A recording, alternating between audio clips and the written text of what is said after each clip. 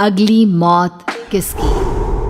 संजीव अपने दोस्तों राघव और प्रतीक के साथ बियर बार में बैठकर बियर पी रहा था। संजीव आज बहुत खुश लग रहा था। अरे यार, आज की पार्टी में तो मजा आ गया।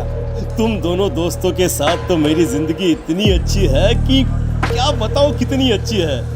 अरे भाई, अब दोस्ती की है तो जीना मरना सब साथ में। हाँ अरे यार सुनो, जल्दी से एक बियर और ऑर्डर करते हैं ना, एक आखिरी, और उसके बाद ये जश्न यहीं खत्म हो जाएगा। अरे हाँ, क्यों नहीं। वेटर, जल्दी से 2 बियर की बोतल लेकर आओ। आज मेरे दोस्तों को जश्न मनाना है, क्यों? इतने में वहां पर एक बहुत सुंदर लड़की छोटे छोटे कपड़े पहनकर हाथ में बियर की बोतल लेकर उसके पास आती है। ये लीजिए, आपने बियर ऑर्डर की थी ना, मैं लेकर आ गई। क्या बात है यार, इस बार की वेटर तो बड़ी सुंदर है। अब बियर लेकर आई हो तो अपने हाथों से ही पिला दो ना। हाँ, क्यों नहीं, जैसा आप बोलोगे मैं वैसा ही करूँगी। क्या बात है यार, अब तो लगता है रोज यहीं आना पड़ेगा। उसके बाद वो लड़की उन तीनों को बियर सर्व कर देती है। पार्टी करने के बाद वो तीनों अपने अपने घर जाते हैं। प्रतीक, संजीव और राघव को उनके घर छोड़कर जैसे ही अकेला अपनी कार में आकर बैठता है तो अचानक उसे एहसास होता है जैसे उसकी कार की पीछे वाली सीट पर कोई बैठा हुआ है। वो तुरंत पीछे मुड़कर देखता है। तुम यहाँ क्या कर रही हो? और तुम मेरी कार में कब आई? अरे तुम तो बार में वेटर थी ना। बस ऐसे ही मेरा दिल कर रहा था आपके साथ आपके घर चलने का, इसलिए मैं आपके साथ चली आई। अरे लेकिन तुम मेरी कार में आई कब? अभी कुछ देर पहले तो यहाँ पर मेरे दोस्त बैठे हुए थे। प्रतीक के इतना बोलते ही उस लड़के का चेहरा खतरनाक तरीके से बदल जाता है। उसकी आंखें पत्थर की तरह सफेद और पूरे शरीर पर नीली नीली नसें उभर आती है। गाड़ी चलाओ, पूरी स्पीड में चलाओ, और अगर तुमने गाड़ी रोकने की कोशिश भी की तो मुझसे बुरा कोई नहीं होगा। डर की वजह से प्रतीक के पसीने छूटने लगते हैं। उसका शरीर बुरी तरह से कांप रहा था।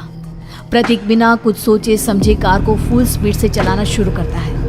चलते चलते वो शहर से दूर एक पहाड़ी पर पहुंच जाता है और सामने अब सिर्फ पहाड़ी का किनारा दिख रहा है, जिसे देख प्रतीक घबराकर अचानक से कार को ब्रेक लगाता है।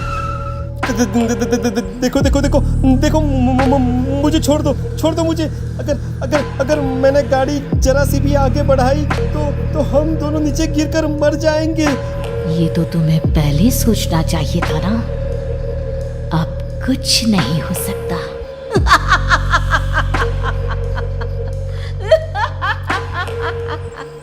छोड़ दो मुझे। नहीं, प्लीज मुझे छोड़ दो। प्लीज मुझे जाने दो। छोड़ दो मुझे।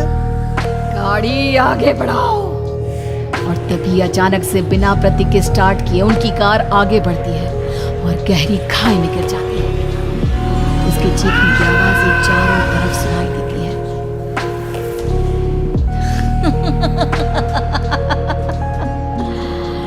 तुझे मारकर मेरे कलेजे में जल रही आग को थोड़ी शांति तो मिल गई, लेकिन अभी ये कहानी खत्म नहीं हुई।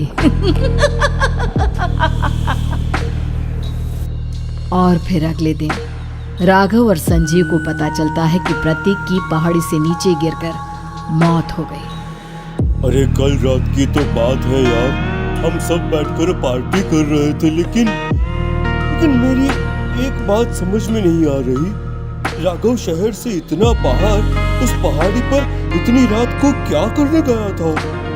यार, वही सोचकर तो मैं भी परेशान हूँ। हम दोनों को छोड़ने के बाद तो वो सीधा अपने घर जाने वाला था, और वो आत्महत्या क्यों करेगा भाई? कल रात तक वो कितना खुश था, हमारे साथ सेलिब्रेट कर रहा था। हाँ, लेकिन पुलिस ने तो यही कहा है कि प्रतीक ने अपनी कार को जानबूझकर पहाड़ी से नीचे गिरा दिया और आत्महत्या कर ली। अरे यार संजीव, मेरी तो कुछ भी समझ में नहीं आ रहा है। चल ठीक है, अब मैं अपने घर जाता हूँ। ओके। बाय। राघव अपने घर में अकेला था। दोपहर का वक्त था। तभी दरवाजे की घंटी बजी। कौन है? अरे 1 मिनट रुको, अभी आता हूँ। राघव ने जैसे ही दरवाजा खोला उसने देखा कि सामने एक बहुत खूबसूरत लड़की खड़ी हुई है। कौन है आप और यहाँ किससे मिलने आई हैं? देखिए ना, बाहर बारिश शुरू हो गई थी, मेरी गाड़ी खराब हो गई है। आपका घर नजर आया तो सोचा कुछ हेल्प ले लेती हूँ। क्यों नहीं, आइए ना, आइए आइए। मेरे कपड़े पूरे भीग चुके हैं, क्या आपके पास टॉवल मिलेगा प्लीज? राघव अपने बाथरूम से एक टॉवल लाकर उस लड़की को देता है। थैंक यू सो मच, अब मैं चलती हूँ। अरे इतनी क्या जल्दी है? आप चाहे तो बारिश रुकने तक यहाँ पर रुक सकती है। हाँ। लड़की ने पलटकर राघव की तरफ देखा। नहीं, मुझे जाना होगा, मेरा काम बाकी है। और वो वहां से चली गई। उस लड़की के जाने के बाद राघव अपने बाथरूम में नहाने के लिए गया और जैसे ही उसने बाथरूम में देखा तो उसका टॉवल वहीं पर लटका हुआ था। उसने टॉवल हाथ में लिया तो देखा कि उसका पूरा टॉवल खून के धब्बों से सना हुआ है। अरे अरे ये क्या? ये टॉवल तो मैंने उस लड़की को दे दिया था। ये वापस मेरे बाथरूम में कैसे आ गया? और इस पर ये खून के धब्बे कहाँ से आ गए? राघव ने आईने में देखा तो उसकी गर्दन पर एक बड़ा सा चाकू का कट लगा हुआ था जिससे खून बह रहा था, जिसे देख राघव के होश उड़ गए। हाँ, अरे ये क्या? मेरी गर्दन इतनी ज्यादा कटी हुई है और मुझे दर्द भी नहीं हो रहा है। ये क्या हो रहा है मेरे साथ? राघव घबराकर बाथरूम से बाहर आया और अपना मोबाइल उठाकर उसने संजीव को फोन लगाया। संजीव जल्दी से मेरे पास आ जाओ। मुझे लगता है कुछ बहुत बड़ी गड़बड़ है, जल्दी आ जाओ। उधर से आवाज आई, लेकिन वो आवाज संजीव की नहीं बल्कि एक लड़की की थी। कुछ अजीब नहीं हुआ है, बस तुम्हारी मौत तुमसे मिलने आई थी और तुम्हें मार कर चली गई। अब तुम इस दुनिया का हिस्सा नहीं हो राघव, इसलिए तुम्हें अपनी गर्दन के कटने का दर्द भी महसूस नहीं हो रहा। नहीं, ऐसा नहीं हो सकता, ऐसा नहीं हो सकता। कौन हो तुम? तुम्हारी मौत।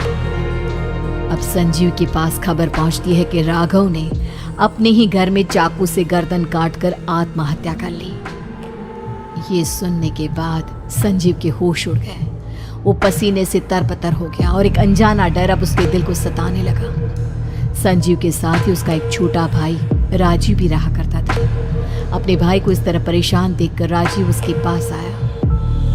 अरे भैया, क्या हुआ भैया? आप इतने घबराए हुए क्यों लग रहे हैं? प्रतीक और राघव की मौत, मेरा मतलब मेरी कुछ समझ में नहीं आ रहा भाई। अचानक से मेरे दोनों दोस्तों ने आत्महत्या क्यों कर ली? अरे वो तो मेरी भी समझ में नहीं आ रहा है भैया। हाँ, हो सकता है कि कोई परेशानी होगी और इसीलिए उन्होंने ऐसा किया होगा। हाँ, लेकिन दोनों की जिंदगी में एक साथ परेशानी और दोनों का इतनी खतरनाक तरीके से आत्महत्या करना, कहीं ऐसा तो नहीं मैं भी मर जाऊंगा? अरे आप ऐसी बातें क्यों कर रहे हैं भैया? वैसे ही मैं इतना परेशान हूँ। जब से अंजलि ने मेरा साथ छोड़ा है तब से सब कुछ बहुत अजीब सा हो गया है। रोज रात को डरावने सपने आते हैं। ऐसा लगता है जैसे अंजलि बार बार मेरे सपनों में आकर मुझे डराने की कोशिश करती है। अंजलि का नाम सुनते ही संजीव की आंखें फट गई और उसके गले में आवाज अटक गई। उसके चेहरे पर घबराहट साफ नजर आ रही थी। कौन थी वो लड़की जिसने प्रतीक और राघव को आत्महत्या की आड़ में मौत के घाट उतार दिया? और कौन थी अंजलि जो बार बार राजीव के सपनों में आकर उसे डरा रही थी? अंजलि का नाम सुनकर संजीव इतना घबरा क्यों गया? इन सवालों के जवाब जानने के लिए देखिए इस खतरनाक कहानी का अगला भाग।